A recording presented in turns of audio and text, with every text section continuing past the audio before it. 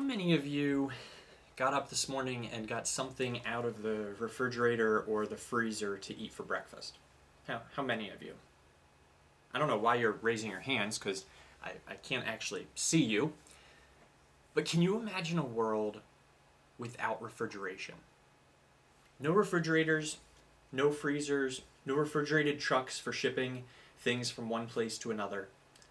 For one thing, there'd be a lot less panic buying because you wouldn't have anywhere to keep it and save it, at least things that are perishable. But think about it, also, you would need to work a lot harder to preserve food from one season to another. We, at least in our culture, have canning if we really needed to. You go back 100 years and refrigeration wasn't nearly as common as it is now. But think about a world where you don't even have canning. In the ancient world, before refrigeration, before the technology for canning things, they preserved their food with salt. And so salt was extremely important. It was actually a necessity of life. Being able to have salt meant life or death at times when you needed food for a long period of time that you needed to be able to preserve it. It was a necessity. It was a precious commodity. People actually would use salt sort of like money, or like we would think of gold, as something that holds value for a long period of time, because salt doesn't go bad. You can keep salt for forever, really. And so salt became this precious commodity, a necessity for life. And it wasn't just used for food, it was even used for medical things. It was an antiseptic. They would use it to clean wounds sometimes, as painful as I would imagine that was. But it was what they had. And so salt was important. It was a necessity for life. It was a precious commodity. It was an antiseptic, but primarily it was used for food as a preservative, and also it gave good flavor to food. But when you think about salt, and salt for us comes in a nice little package from the grocery store.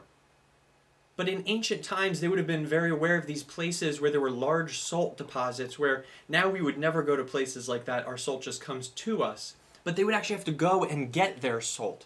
And so you had something like the Dead Sea in Israel, or you had these salt flats. And in the Old Testament, whenever it talks about salt lands, it always compares them to a wasteland. A salt land is a place where nothing grows. And so while salt was necessary for life, large quantities of salt were known to result in death. Dana and I, when we were in Turkey, actually were able to sit in some salt waters at the top of this mountain, and down the mountain there was all of this salt, and it just is this white cliff that nothing can grow on. There's no moss, there's nothing green at all. It's just salt, because nothing is capable of growing in that salt. So salt land was known as a wasteland, and salt actually can symbolize death. There's this story in the Old Testament about Abraham's nephew Lot, who goes and lives around in the area of Sodom and Gomorrah, and because of their wickedness, God rains down fire and sulfur on them. But Lot is rescued out because of the prayers of Abraham, and as Lot is leaving the city, his wife turns and looks back, which they had been instructed not to do, but she looks back in longing for what they're leaving behind in Sodom and Gomorrah, and we're told that she's turned into a pillar of salt.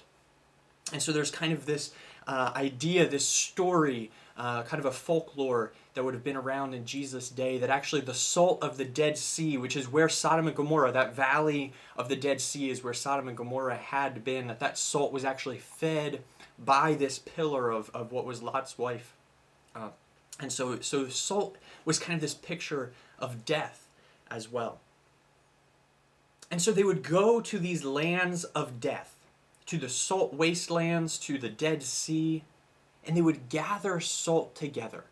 They would purify it, and then they would bring it back into the civilized world in order to use it as an agent of life. And so when Jesus turns and he looks at his disciples and he says, "You are the salt of the earth." It's this picture of you. God is gathering you out of this land of death. You once were agents of death, but God is gathering you together, and he is purifying you so that he can distribute you back into the world in order to bring life to others. It's a picture of that which was dead and was actually an agent of death, being made alive and becoming an agent of life. And so we read in Ephesians chapter 2 as well as in Colossians chapter 2, very similar words both places. Paul says to these churches, he says, you were dead in your trespasses and sins, but God made you alive in Christ. And in Colossians he says he forgave you all of your sins. He purified you from your sins. And in Ephesians he says it is by grace you have been saved. It's not us collecting this salt together and purifying it. We are the salt, but God is the one that collects us together as his disciples, as his followers. He purifies us of our sins, and then he turns around and pours us out into the world to bring life, to be agents of life, of healing and hope in the world around us. So what does this mean that the church is salt? What does it mean that we all together are the salt of the earth?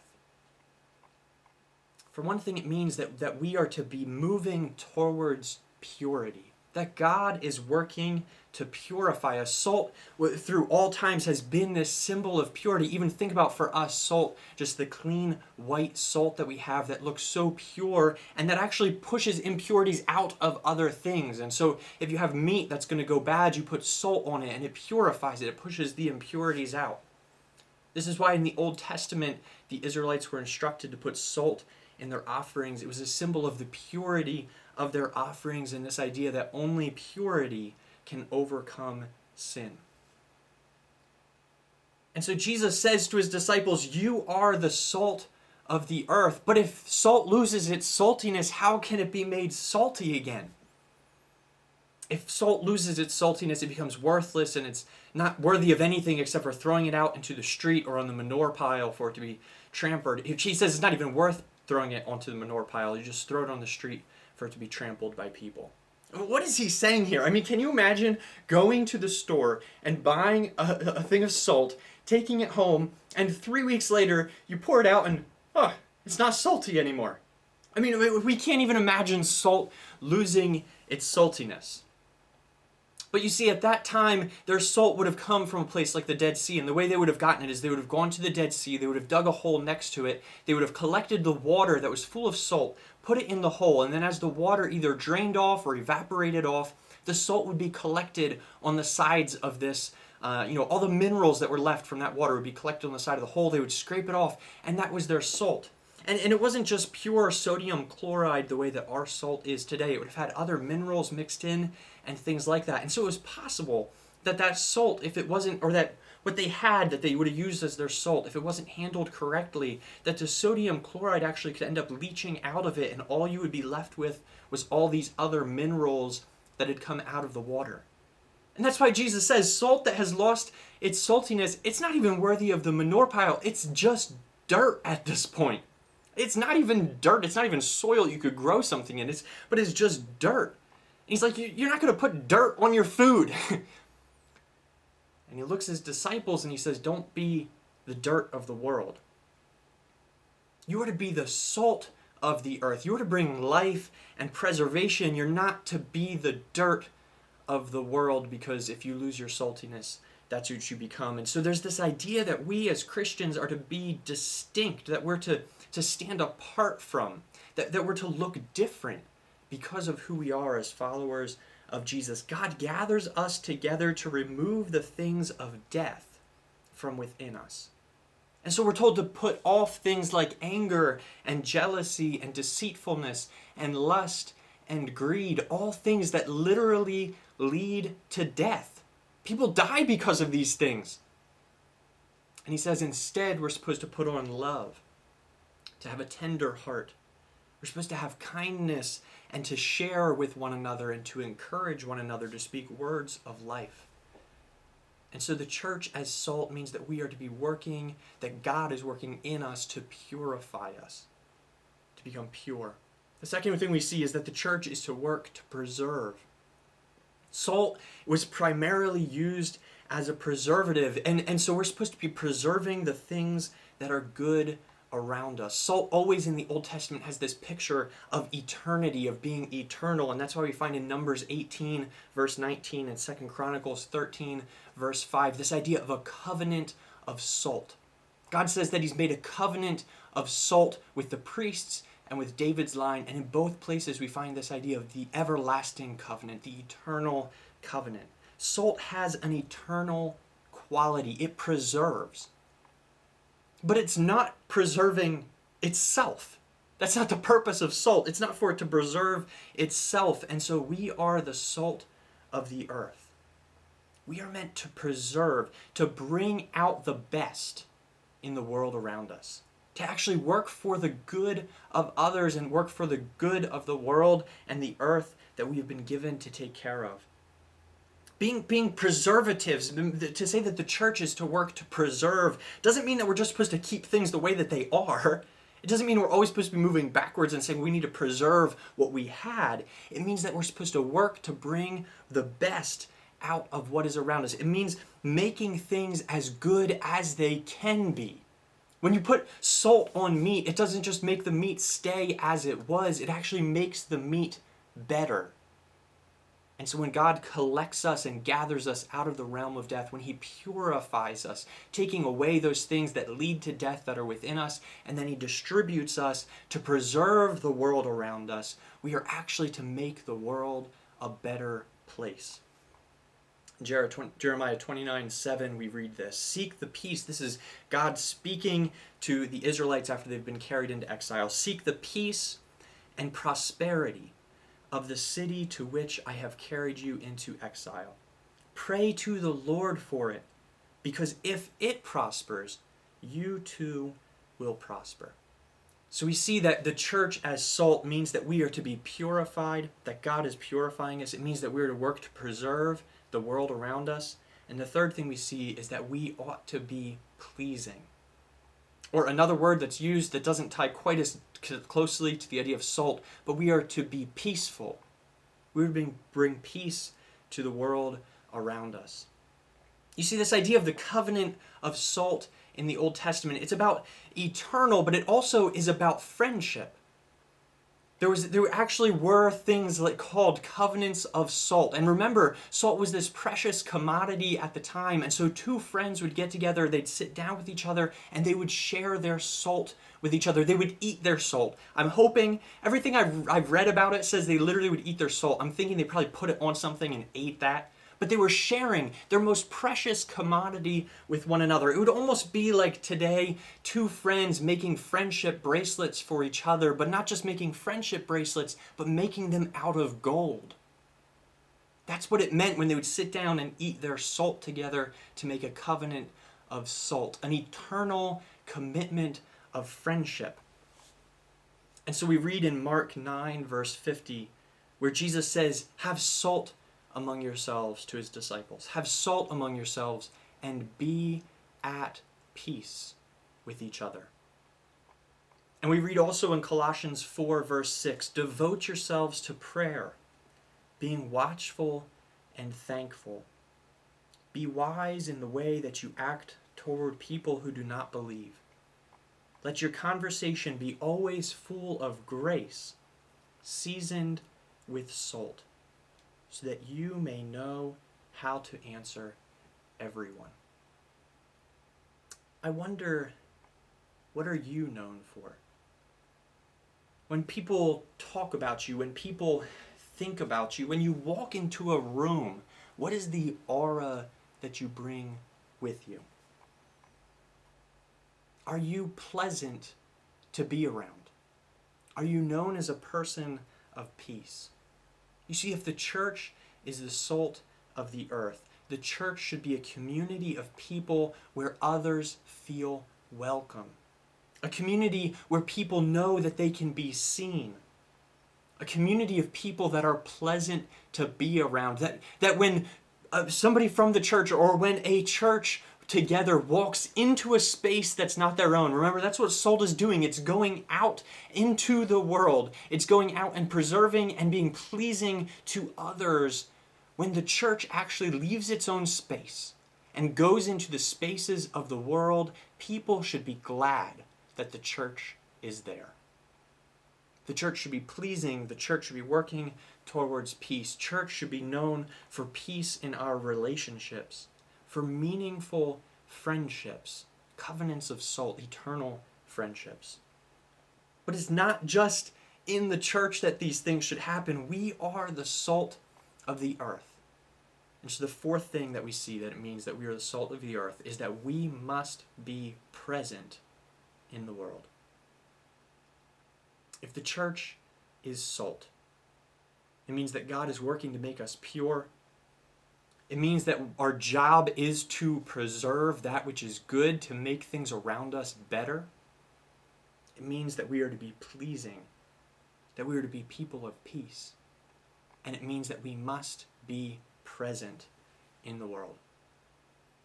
When I was looking at colleges, I applied to, this is quite a while ago, 13 years ago or so, I applied to Kutztown, to Bloomsburg, and to Westchester. And they were all state schools, and I had people around me who were concerned about that and really encouraged me to go to a Christian school instead out of fear that I might lose my faith in college.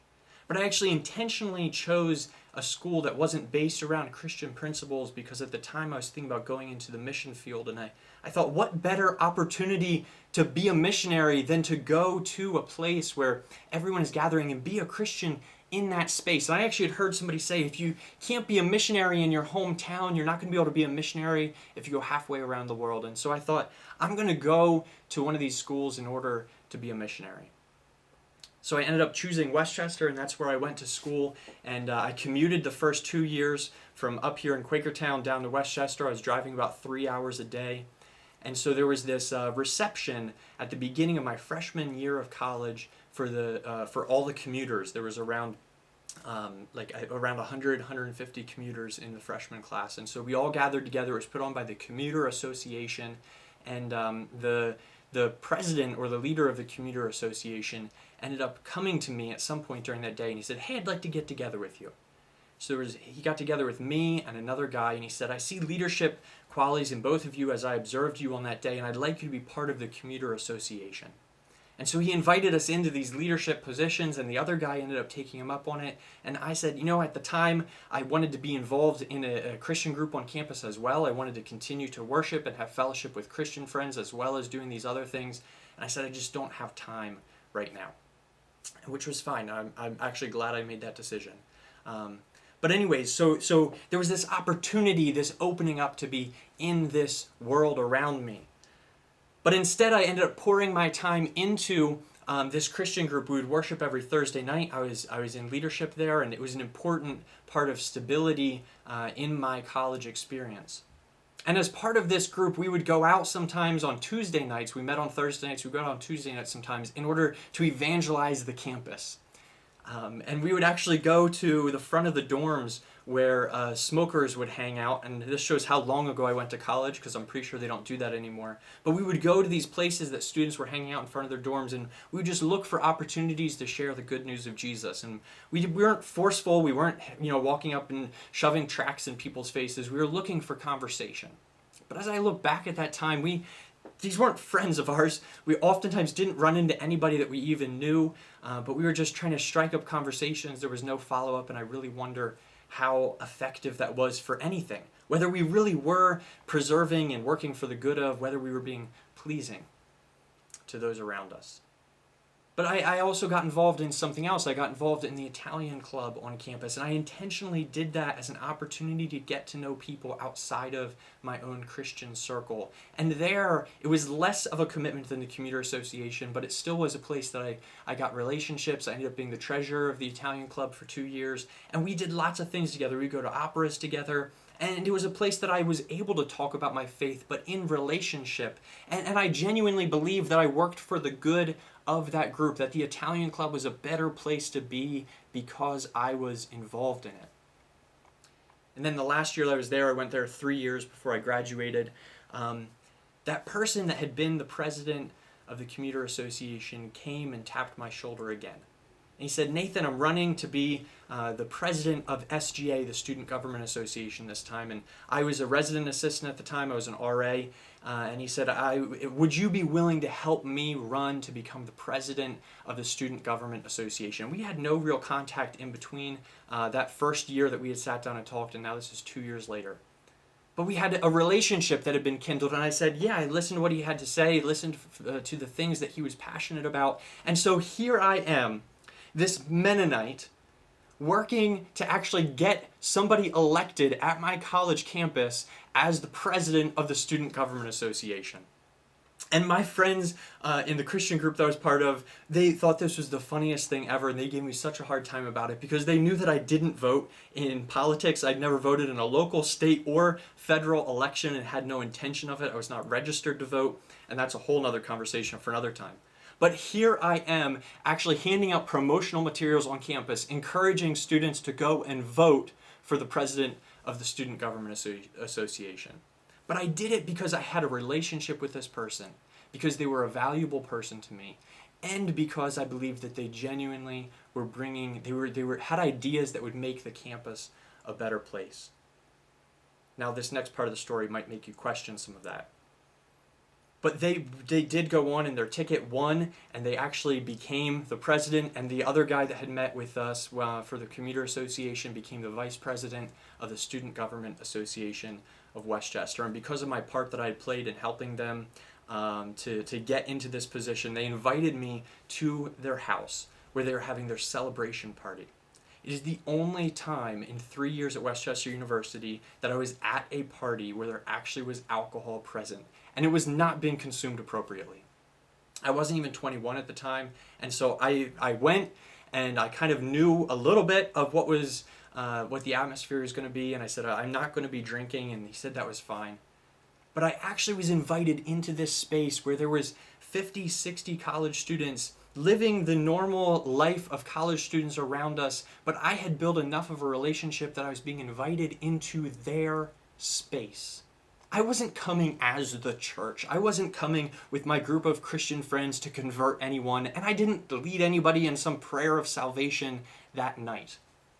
But I had put myself out into a place that I wasn't just cocooned up into the church where we all are just being pure together and doing our church thing. I believed that in order to be a missionary, in order to actually carry the message of Jesus into the world around us, it meant going places where I might feel uncomfortable. But it meant going there in order to work to preserve, to bring the best out of others and the world around us. And that it meant building relationships, being a person of peace, being somebody that was pleasant to be around. And that meant I had to be present, not just in the church, but present other places. Jesus says that we are to be the salt of the earth. And if we're going to be the salt of the earth, it means that God is working to purify us, that we can't just look like everybody else, that there will be things that are different about us. It means that we're going to work to preserve, to bring out the best in the world around us. It means that we're going to be pleasing, that we're going to be peaceful, that we're going to be people of good relationships. And it means that we're going to be present in the world. That it's not about bringing people to our space or our building. It's about us getting out of our own space, getting out of our comfort zone, and being present in the world around us. You can't just be salt at church. At some point, the salt has to get out of the salt shaker. If there's too much salt together, that actually means death, right? Too much salt in one place is a symbol of death. But when the salt is poured out, it becomes a symbol of life. What are the places that you're being given an opportunity right now to be the salt of the earth?